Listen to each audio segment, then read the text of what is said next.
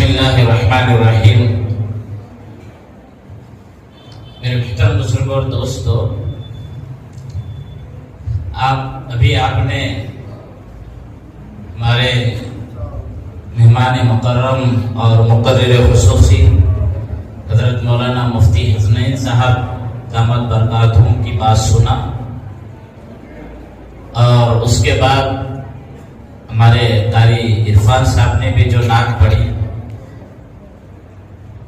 اور ان کے بعد جو انہوں نے نعت پڑھی، گویا یہ ان کی ہی بات کی ایک ترجمانی کرتے ہوئے یہ اپنی اشعار میں یہ کہہ رہے تھے کہ ذکر اور دل کے اوپر محنت بہت ضروری ہے۔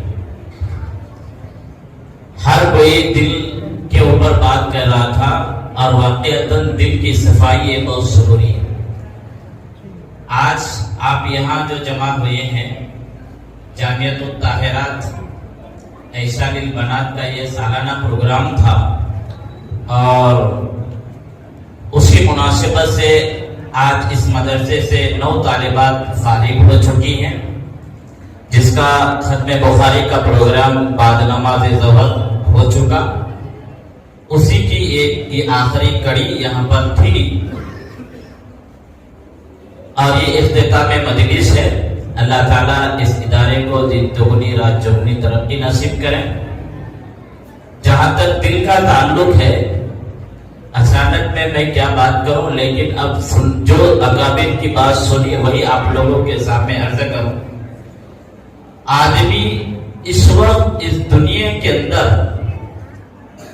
دل کی صفائی یہ بہت ضروری۔ زیادہ وقت نہیں لوں گا، 15 منٹ، لیکن تھوڑا سن لیں۔ دل اگر صاف ہے، جیسا ہمارے مولانا نے کہا، مفتی حسنین صاحب نے، اگر دل کی صفائی ہے تو عبادت کے اندر بھی لذت ہے، اور دل کے اندر خرابی ہے تو عبادت کے اندر بھی لذت نہیں ہے۔ یہ بات حقیقت ہے۔ آدمی جتنے اپنے دل کو صاف اور شفاف رکھے گا، ہر چیز کے اندر اس کو اتنی لذت آئے گی۔ معاشرے میں وہ جیسی زندگی گزارے گا، اگر دل کی صفائی ہے تو ایک دوسرے کے دل کے اندر اس کی عظمت اور احترام رہے گا۔ لیکن اگر ہمارا دل خراب ہے، جس مجلس میں بیٹھو وہاں کینہ کی بات، جس مجلس میں بیٹھو وہاں حسد کی باتیں، جس مجلس میں بیٹھو ایک دوسرے کو کھینچ کر نیچے گرانے کی اگر باتیں ہیں، یہ تمام باتوں تبھی پیدا ہوتے ہیں جب آدمی کا دل خراب ہے۔ اگر دل صاف ہے تو آپ کو میں بتاتا ہوں، اگر ہمارا دل اگر صاف ہے تو دل کے صفائی میں نہ حسد رہے گا، نہ کینہ رہے گا، نہ کپٹ رہے گا، نہ ایک دوسروں کی عداوت رہے گی، نہ ایک دوسروں کی دشمنی رہے گی، نہ ایک دوسروں کے معاملے میں کوئی بری سوچ آئے گی۔ اس لیے کہ دل جتنا صاف ہے اتنا ہر اعمال اس کا ہر جسم سے نکلی ہوئی ہر چیز اچھی رہے گی۔ کہا کسی کہنے والے نے، العناء یترصع بما فی، جو برتن میں جو چیز ہوتی ہے نا، پلٹو تو اس کے اندر جو چیز رہے گی وہی نکلتی ہے۔ العناء یترصع بما فی، زبان سے اگر ہم نے کسی کو کڑوا کہا، کسی کو برا کہا، کسی کے تعلق سے برا کہا، اور بعد میں ہم اگر کہتے ہیں نہیں یار یہ نہیں کہنا چاہیے تھا، نہیں، العناء یترصع بما فی، آپ کے دل کے اندر وہ برائی تھی، آپ کے دل کے اندر وہ کینہ تھا، آپ کے دل کے اندر وہ کپٹ اور حسد تھا، تب تو وہ چیز آپ کے دل سے نکلی۔ آج ہم لوگ جتنی باتیں سنے، واقعتاً دل کی صفائی کے اوپر آپ بس ایک واقعہ بتا کر میں اپنے بات کو سمیٹ لوں، اس لیے کہ بڑے بڑے اکابر ہمارے سامنے موجود ہیں، ان لوگوں کے سامنے کوئی بات کرنا بھی اچھا نہیں۔ ہمارے مالیگاؤں سے تشریف لائے ہوئے واقعتاً میری ان کی یہ دوسری ملاقات ہے۔ حضرت مولانا عبدالجلیل صاحب کے پروگرام میں بھی میں نے ان سے ملاقات کیا تھا۔ مولانا حفظ الرحمان صاحب کو ماشاءاللہ بڑی متحرک اور سرگرم شخصیت ہے، اور حضرت مولانا عبدالجلیل صاحب، مولانا عبدالتجمل صاحب، اور ہمارے مربنی سے آئے ہوئے ظہیر عباس صاحب، قاری عرفان صاحب، اور بالخصوص مفتی رضوان صاحب، ہمارے مفتی عباس صاحب، قاری مجیب الرحمان صاحب، یہ سب لوگ بڑے بڑے اکابر ہیں۔ ان لوگوں کے سامنے زیادہ بولنا مجھے بھی اچھا نہیں لگے گا، ایک واقعہ بتا کر میں اپنے بات کو سمیٹ لوں گا.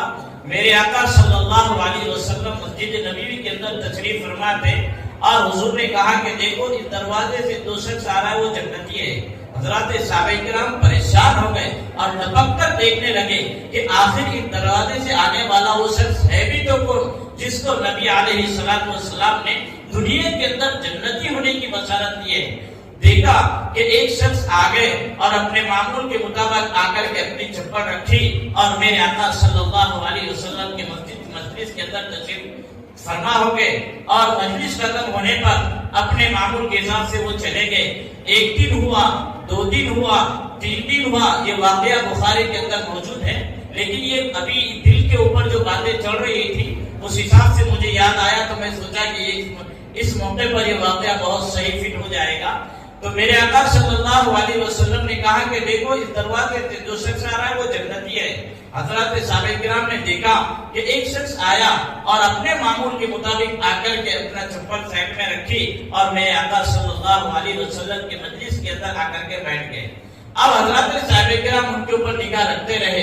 ایک دن ہوا، 2 دن ہوا، 3 دن ہوا اور ان کے معمولات پر نگاہ ڈالی کہ آخر ان کے معمولات تو بھی ایسے کون سے ہیں. اس کے بعد 3 دن کے بعد ایک صحابی نے کہا کہ ہم آپ کے گھر مہمان بننا چاہتے ہیں.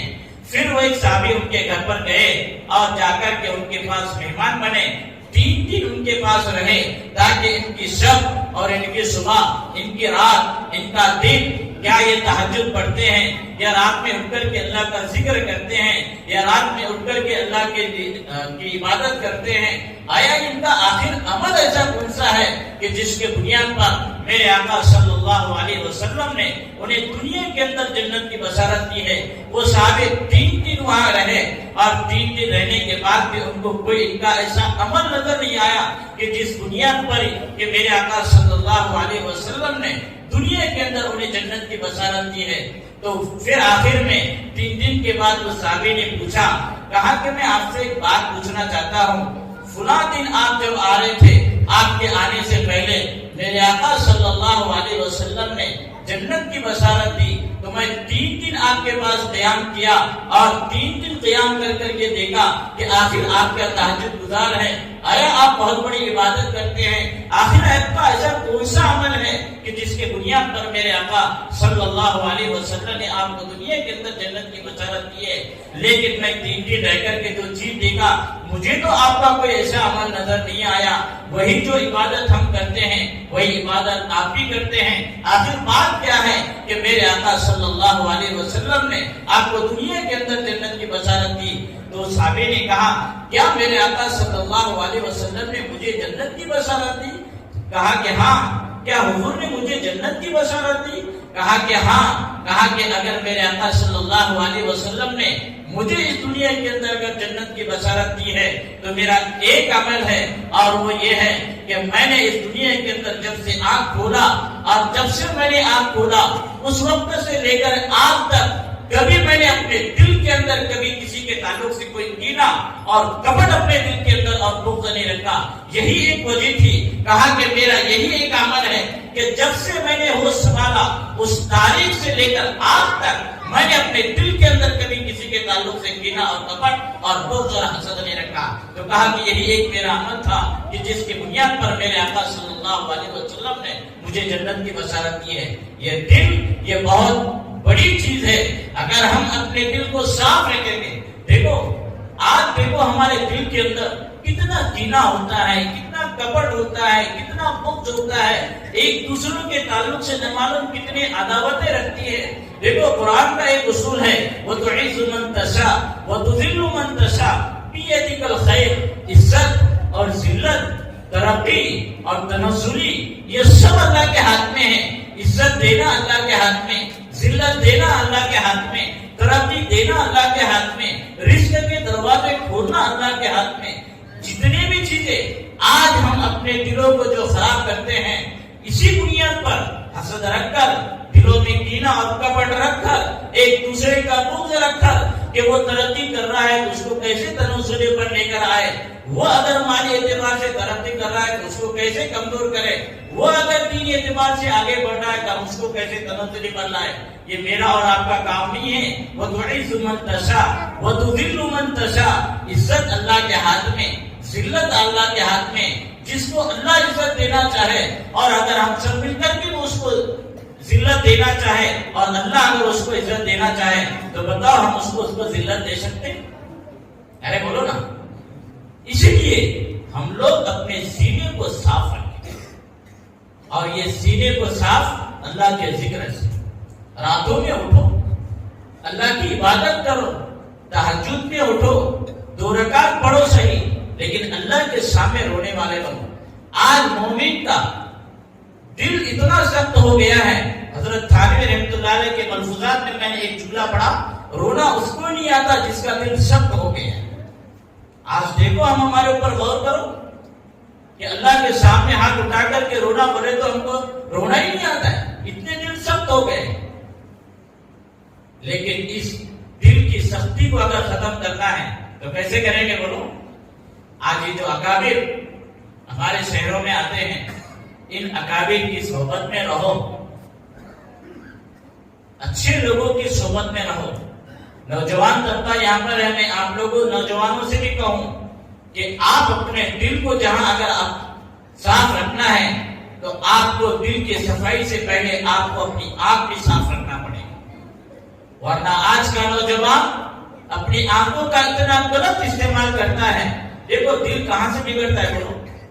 ارے بولو نا، سب سے پہلے کیا بگڑتا ہے؟ ہاں بولو، آنکھ۔ یہ بگڑ گیا تو پورا بگاڑ شروع ہو گیا۔ اس لیے سب سے پہلے ہماری آنکھ صاف ہونا چاہیے۔ نوجوان طبقہ ہے، آپ لوگوں کو بھی کچھ سبق دے دوں۔ میں تو مدرسے کا جلسہ سمجھ رہا تھا، لیکن علن صاحب نے کہا کہ اس کا معاشرہ کا ہے، تو پھر میں نے مولانا کے ہی موضوع کو پکڑ کر کے یہ بات کو آگے چلا۔ آنکھ اگر صاف ہے تو دل بھی بہت صاف رہے گا، لیکن آنکھ گندی ہے تو پہلے آنکھ خراب ہو جاتی ہے، اس کے بعد دل بھی خراب ہوتا ہے، ہاتھ بھی خراب ہوتا ہے، پیر بھی خراب ہوتا ہے، جسم کا ہر عضو گندا ہوتا ہے۔ ہوتا ہے نہیں ہوتا بولو؟ پہلے بنی اسرائیل کے واقعات پڑھو،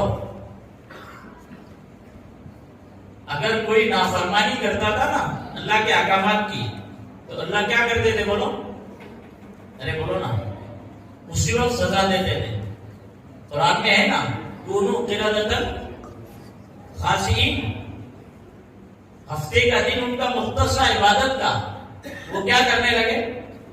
ارے بولو نا، مچھلی پکڑنے چلے گئے، نافرمانی کی، اللہ نے اسی وقت کیا کیا بولو؟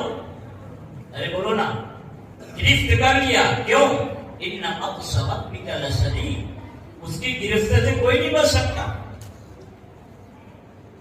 جب اللہ نے اس وقت ہفتے کا دن عبادت کا مخصوص ہونے کے باوجود اس نے اس عبادت کے مخصوص دن کی نافرمانی کی اور مچھلی پکڑنے چلے گیا، وَكُونُوا قِرَدَةً خَاسِئِينَ، اللہ نے کیا بنا دیا؟ ارے بولو نا، بندر۔ اگر وہی حال اگر اس امت کا رہتا تو نہ معلوم یہ آج کیا حال ہوتا۔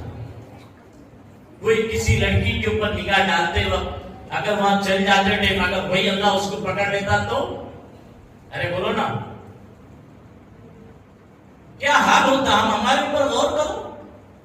پہلے دور میں جب اللہ اسی وقت اس کی گرفت کرتا تھا، اگر یہ دور میں بھی اگر اس امت میں اگر یہ حال ہوتا تو نہ معلوم ہمارا کتنا برا حشر ہوتا۔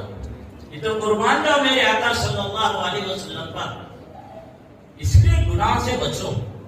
اسلامی معاشرے کا اگر یہ پروگرام ہے تو ہم اپنے آنکھوں کی حفاظت کرو اور لڑکیوں پر غلط نگاہ ڈالنا بند کرو۔ قرآن کریم میں اللہ نے ارشاد فرمایا، قل للمؤمنین یغضوا من ابصارہم، اے پیغمبر صلی اللہ علیہ وسلم کہہ دو ایمان والوں سے کہ تم اپنی نگاہ کو نیچے رکھو۔ اپنی نگاہ اگر محفوظ ہے، ہر چیز محفوظ ہے۔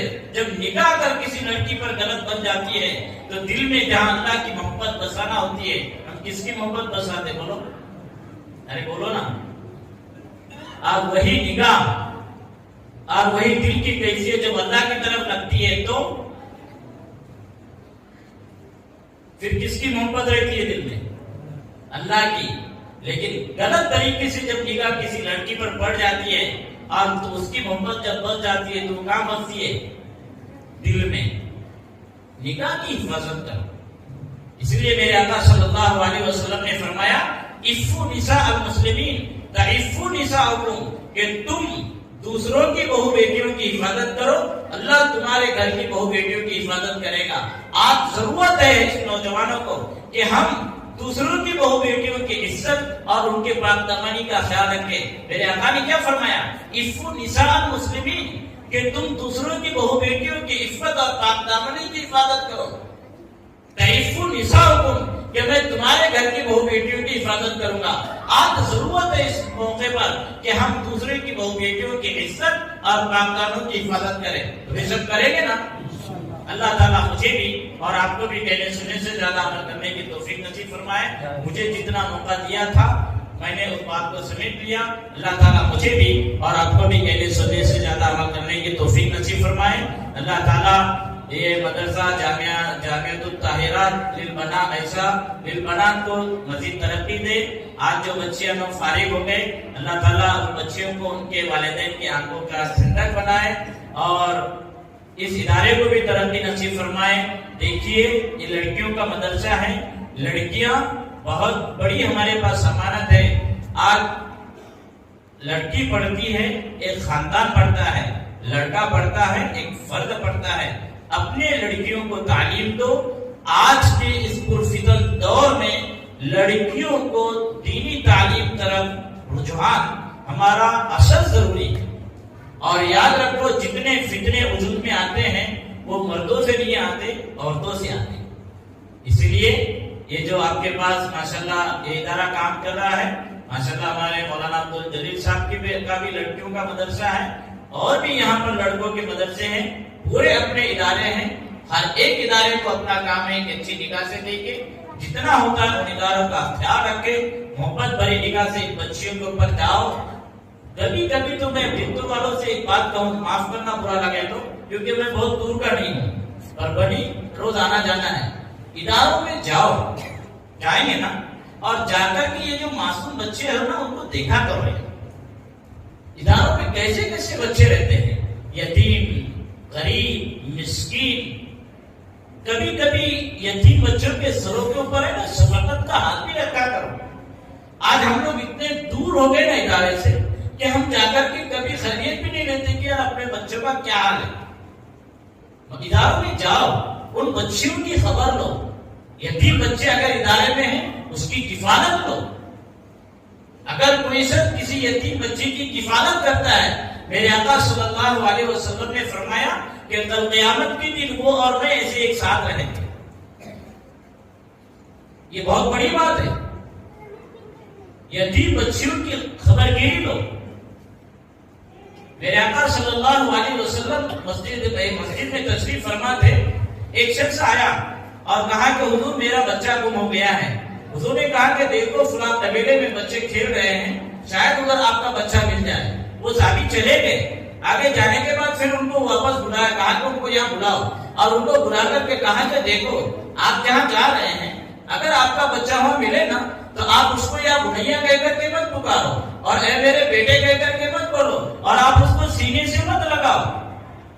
وہ صحابی کہنے لگے حضور ایک تو میرا بچہ گم ہو گیا ہے اور میرا بچہ، اور وہ جب مجھے ملے تو میں تو اس کو یا بنیا کہہ کر کے پکارو، میرا بیٹا کہہ کر کے پکارو، اور آپ کہتے ہیں کہ اس کو یا بنیا بھی نہیں کہنا اور سینے سے بھی نہیں لگانا. حضور نے کہا کہ آپ کا بچہ اگر وہاں مل جاتا ہے تو آپ اس کو لے کر کے آ جاؤ، سینے سے مت لگاؤ اور یا بنیا کہہ کر کے مت پکارو. کیوں؟ کہا کہ وہ جو بچے ہیں آج ان بچوں میں اگر کوئی یتیم اگر بچہ ہے، اس یتیم کے بچے کو دل کو ٹھیس نہ لگے کہ کاش کہ اگر میرا باپ بھی رہتا تو وہ بھی مجھے سینے سے لگاتا اور یا بنیا کہہ کر کے پکارتا. تو نبی نے یہ خیال رکھا یتیموں کا. ہمارا اپنا کام ہے کہ ہم ادارے میں جائیں اور جا کر کے ان بچیوں کی خبر گیری لیں کہ اس میں کتنے یتیم بچیاں ہیں، کتنے یتیم بچے ہیں، ان کی خبر گیری لو اور ان کو سنبھالنے کی کفالت کی کوشش کرو کہ یہ بچے کا جو بھی سالانہ خرچ ہے ہم کریں گے، وہ بچی پڑھ کر کے نکل جائے گی، لیکن میرے اور آپ کے نجات کے لیے یہ بچیاں ذریعہ بنے گی۔ اللہ تعالیٰ مجھے بھی اور آپ کو بھی کہنے سننے سے زیادہ عمل کرنے کی توفیق نصیب فرمائے۔ وآخر دعوانا